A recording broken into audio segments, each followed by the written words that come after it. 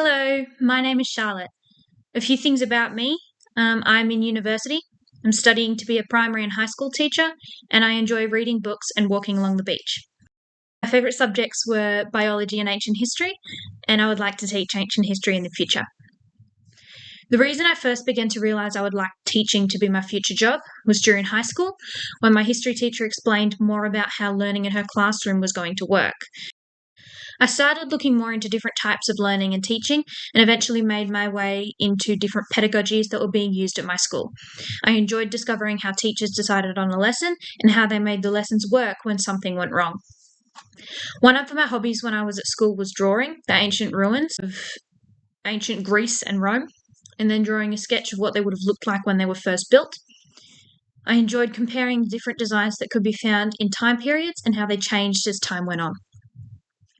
I will be working in both primary and high schools, but I would prefer to start in a high school, as teachers would often teach only one or two subjects and not every subject. I would like to be a HSIE teacher. Educational technology is important for students to learn about and use, as 87% of jobs students will be looking to get when they leave school will require some form of digital literacy.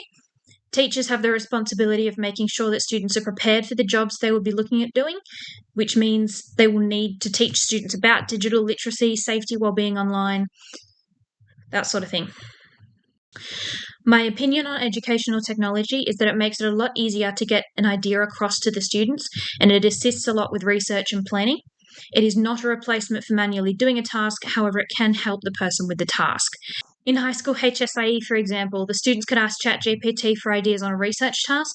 They could ask the AI to give them websites to go and look at and ideas to start off with. The students would still need to do the task, but it's a good place to start.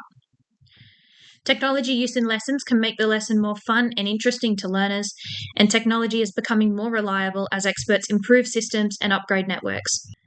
Educators are discussing the use of ChatGPT in classrooms. Mukherjee states in her book, Supporting Innovative Pedagogies with Digital Technologies, that ChatGPT's 3.5 natural language replies, responses, and ease of use make it very popular. It also helps when students are trying to find information about a topic they're studying. They can have a conversation with ChatGPT to start off the process of information gathering. Technology can have issues when being used in the classroom. For example, in Chapter 4 of Blanna's book, it describes a scenario about a teacher trying to use a simulator.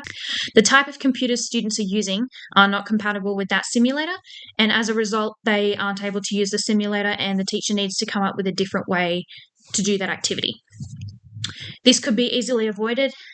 Teachers could look at things beforehand, test the simulator out, check to see what types of technology work with that system, and having backups just in case it does go wrong.